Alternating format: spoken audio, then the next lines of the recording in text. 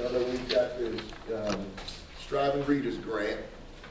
So this week on Thursday, they're going to be here and evaluate, make sure that we're using the grant money as it was supposed to be used. I feel pretty good about the visit. I don't think that unless I'm totally surprised, I think that we're doing everything that we're supposed to be doing.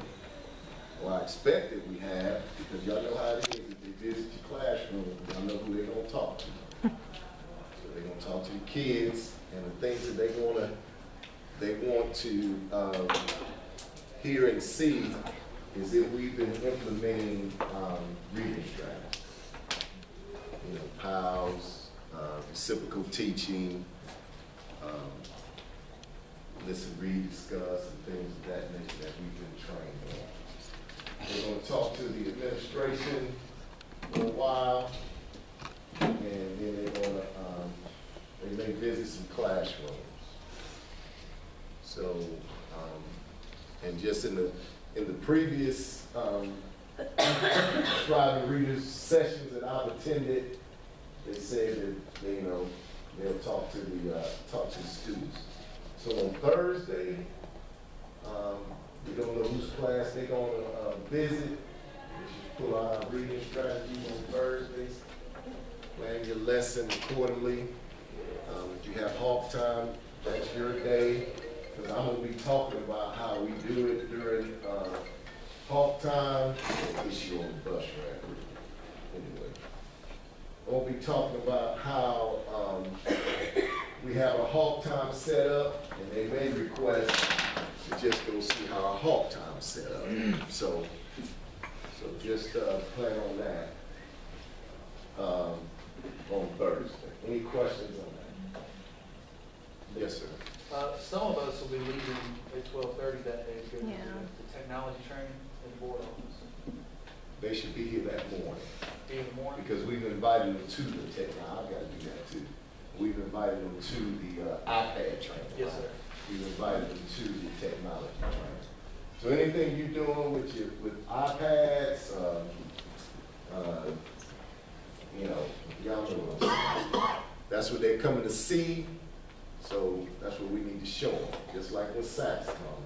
Whatever they're coming to see, that's what we need to show them.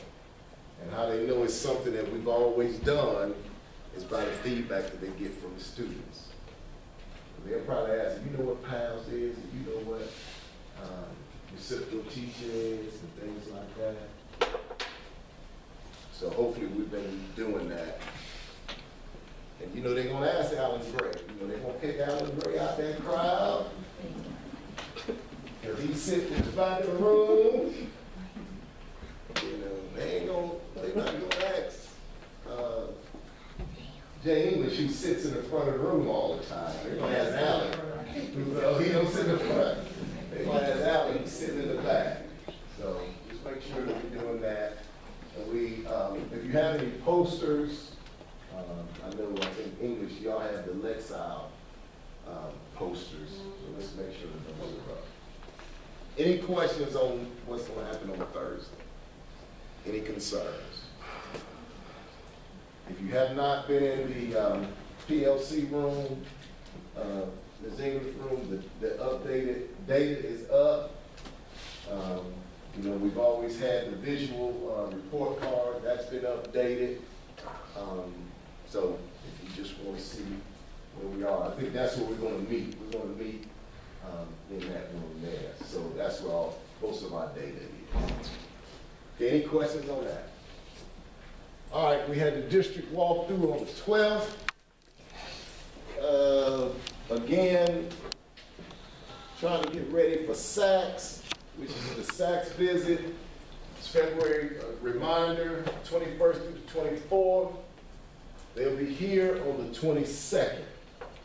Every room has a mission and vision statement signed and put up by the students last week, and it was put up by tape. So if it comes down, please put it up with something a little bit stronger. So did anyone not get a mission vision, poster?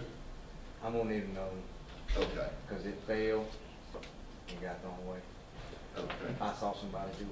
You need both or just one? Both of mine are Just down, one. it got messed up. Over the weekend, they are dirty and they had to go to the trash. I didn't realize. Anybody else? One? I know mine got swept out. They kind of taped them together, I think. Like Oh, sort of, I didn't mine know fell they did. together. I I didn't just put realize. them back up separate. Yeah, I put mine I back. put them back up separate. I tell you what, email me. Yeah. I wasn't here today. I was Email gonna me if you need replacement. What is this? Okay? And we'll bring it to you then. Put them up with something stronger. But on the, Doesn't take that. 22nd, when they're visiting us, and we did the second district walkthrough, you have the Elliott report, that's what they're looking for. Again, they're looking for what students are doing. They're looking for what students are doing. If you're in a group, and you have students doing things in a group, just make sure that you're kind of making sure that they're staying on task. You should be doing that anyway. But student-led stuff, and you know, they'll be talking to the students. Like I said, these are seasoned people, so they can tell right away if we're trying to do something that we have not been doing, because the students are gonna tell them. If you're in an activity class,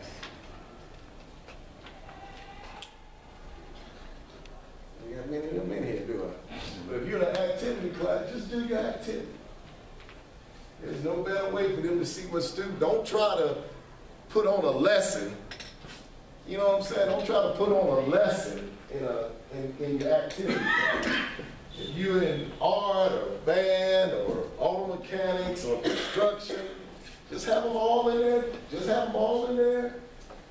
Building a house or something. Just have them all in there doing something. So when the SACS people come through, now as you talking to them, you know, you don't want to have them working and you just want to be, you know, look at the Elliott report, you know, and I'll show you the results in a minute. But as you're talking to them, be talking just like you would, while those people are listening, kids giving you some feedback, and that should take care of you. Okay, so if you're in an activity class, by all means, do activities. And the district walkthrough,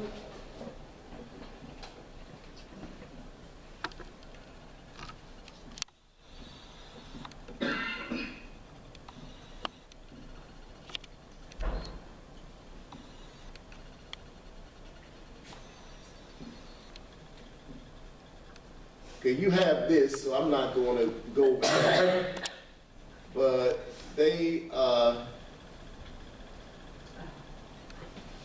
this is kind of our results.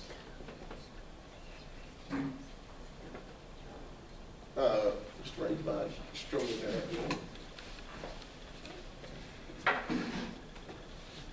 down. Okay, differentiated learning activities. And you can see the percentage of that. Again, we still struggle a little bit with differentiation. The feedback that I got is that people were in groups, but they were all doing the same thing. So that was the feedback as far as differentiation. A lot of them were in groups, but they were all doing the same. They were all doing the same thing in groups. So I don't know if it calls to break up your lessons. Different groups have kids present or whatever, however you want to do it. But that's what we got on differentiation. All right, go on. Classroom discussion, equal access to classroom discussion activities, resource, technology, and support.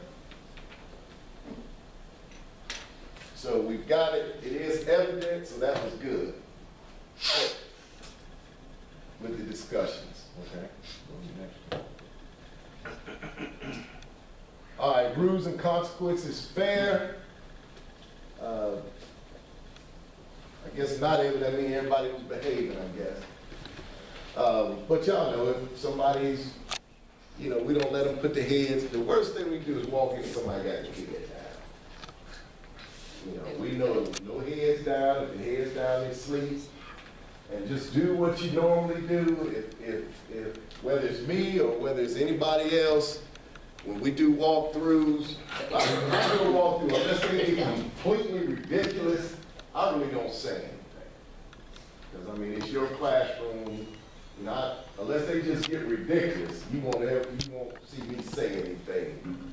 I may look or something, but I won't say anything. So just making sure they know the consequences are fair. But we don't have to ask them, it's just by our actions on dealing with whatever the situation is. If the class is quiet, everybody's engaged, that's evident of that. Okay? All right, good.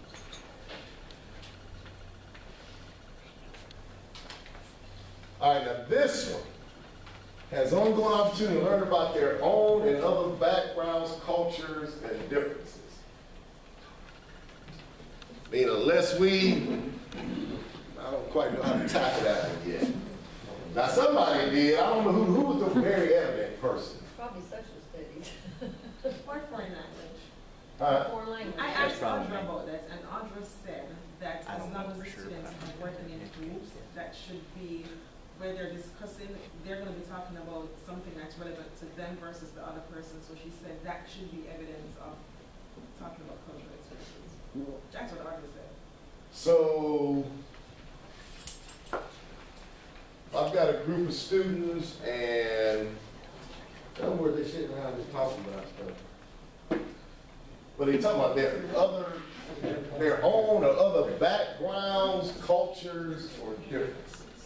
Especially if they're having, I know in science, if they're having to draw something, what one child might see as, like, I see this in the norm every day in my life, but Right. this child may not see it. Right. It may be a new experience for them. Right. So they're discussing that, to me, Right. that's where that would be evident. Right, and I think, but we have to kind of prime that discussion, you know what I'm saying? In order for that to happen, you can't leave that just up to the kid. You're gonna have to, y'all talk about how this thing is, what have y'all seen different? How's it, how does this affect, how is it relevant to what y'all do? Because some of y'all, this may be, and then all you need a kid to say, yeah, in my house, we don't call petroleum jelly. Just something, just something to get that conversation going, okay? So that was a little bit of what we kind of needed some help on. And that's understandable, because if we don't initiate that conversation or put it somewhere in our lesson, then it's not going to happen, or it's going to happen very quietly and maybe in one group or so. So just kind of prime that and just hit on it. That would help. All right. Knows and strives to meet high expectations established by the teacher. We good. Did a good job on that.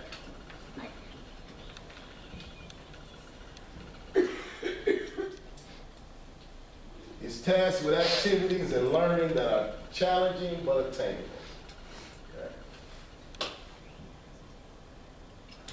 Okay. We were pretty decent. Need a little work down in here, but we were up in there. So y'all know it's challenging but obtainable. That's the stuff that we always talk about. That's part of our walk. That's part of everything that we do, or supposed to be doing. All right, go ahead. Now, exemplars of high quality work. Okay, we need a little help in that. Just show an example, just give an example. If you're in groups, give kids an example of what it should look like. All right, this is what we're expecting. Here's an example of what it should look like. We did a workshop the other day over at the board office over school improvement plans. And I'll be honest, all of them did this year, Audra did all my school improvement plans. Now, she briefed me, and I was able to talk it, but she did all of my school improvement plans. And of course, she left and went to the board office, so I'm getting the old school improvement plan, and I'm looking at the format, and what they do, they change the format of it.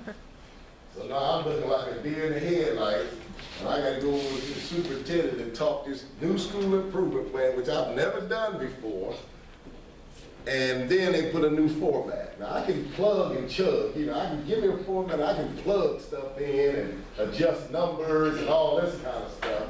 But then they get a completely different format and a completely different, so now I'm stuck.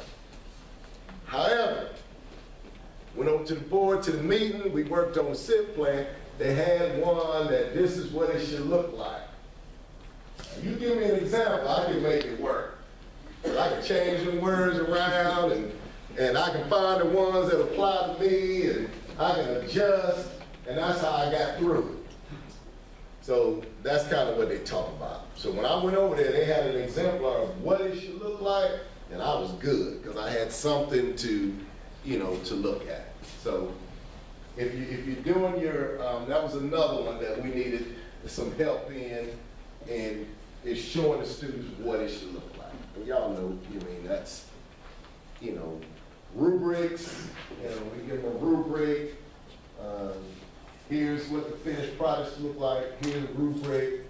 If you got this, y'all know what I'm talking about. So just take time to work on this one right here. All right, good.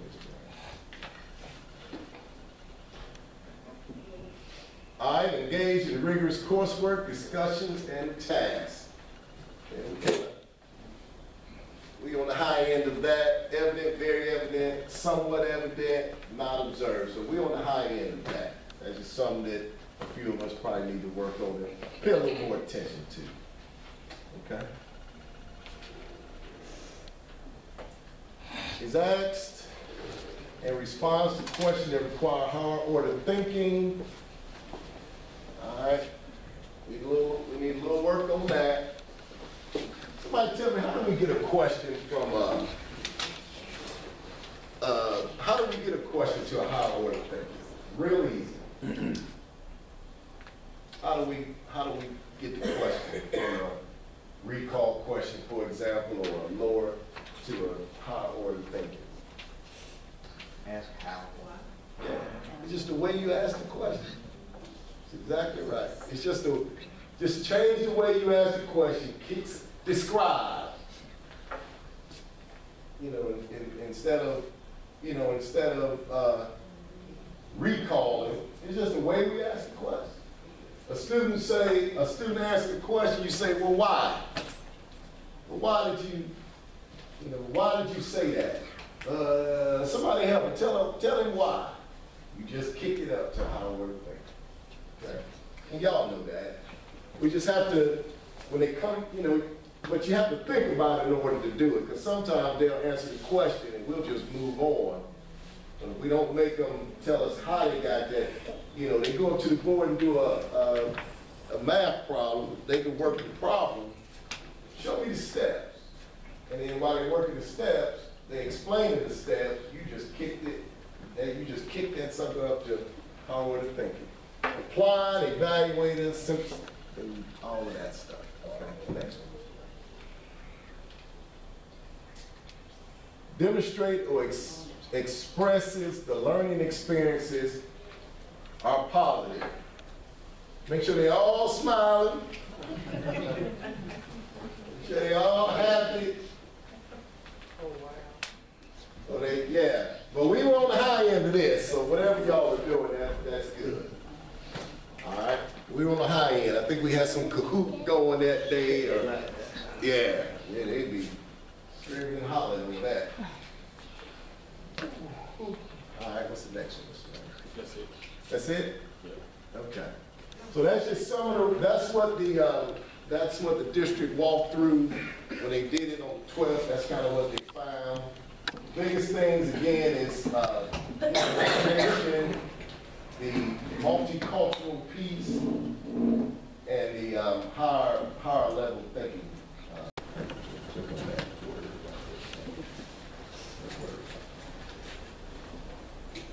control of it. That's good. Back now, okay. All right. Let's make sure that we're still right-on them standards. That's where we get our vocabulary. There's been a couple classes I know in right at the beginning. They've done a real good job of right-on the standard. Miss Salisbury was out the other day, and I went in there and Miss Spikes had taken over the class. And I can tell, you can tell when the kids are used to right-on the standard. When we went to it, I mean, they were just popping it out, and why is this? Because it's a pronoun, and this is an adjective, and they were just popping it out. But this is where we agreed we would get the vocabulary from, as opposed to doing a word wall. Everybody remember that? Plus, the standard, you can't get no better words in the language of the standard than from the standard itself. And again, this whole literacy initiative, if we want to take these test scores to the next level, this whole literacy initiative is increasing these students' vocabulary. As you saw, the SRI test was all vocabulary, and increasing these students' Lexile scores. Because I don't care what we do or what we put in front of them, if they don't understand the words and they can't read it, it ain't gonna happen. And the ones that, y'all hear me say it and I'm gonna keep saying it, my AP kids and my honor kids, they're not the one that's hurting us. It's the ones that we don't think that they'll get in a reading strategy and do it. The ones that we don't think that they'll sit still long enough to do this and do that, those are the ones that's affecting us. So we have to get them vocabulary, we have to get them reading. And I know they'll read because every time I go through the English department on Wednesday, isn't that y'all off time? Every one of them are doing independent reading. And every student in this building go through that English department, and every period I go in there, those kids are sitting there reading. So it's just a matter of doing it. Now, do we have to monitor them and keep them on track until they get used to it? Yes. Do we have to walk them through? I was in Coach Ewing's class the other day, and he was still walking them through the PALS process. And he had some students that came in here from the alternative school. So he was walking the whole class back through the PALS process. Is it something we got to continue doing until they get it? Oh yeah, we got to keep doing it. But is it something that we know through research that it works? Ain't no doubt about it. Do we have to look at tests now and try to figure out what's going to be the most of this, what's going to be the most of that? All we got to do is get this literacy thing going. The research shows that you'll see an increase in test scores and everything else that they're involved in. Hawk time, let's not switch our hawk times. Keep our hawk time the same. Make sure that we're doing these strategies. We're supposed to be doing everything through literacy anyway. All right, so everything that we're doing, again, we're not asking you to change, we're not asking you to add anything. You take your content and put it through literacy. So you're still doing your plan and everything like that, but it needs to be through literacy. Then they're constantly getting reinforced with words and meanings and comprehension, reasoning, and all of those things that was on that board. Must have fell down. With all the things that with literacy, research shows that we can get students to do this. It doesn't matter what's in front of them, they're going to be successful. Okay? Any questions about anything that I've talked about? Any concerns? Where's Mr. Martin at? There he is, okay. He moved on me. I'm looking for you. That's what it is, get you out of the comfortable chair, baby, that's what it is. All right, any other concerns, any questions? Again, please send me if you need some more mission and vision posters. Just email me so I can get those out to you. All right? All right, thank you.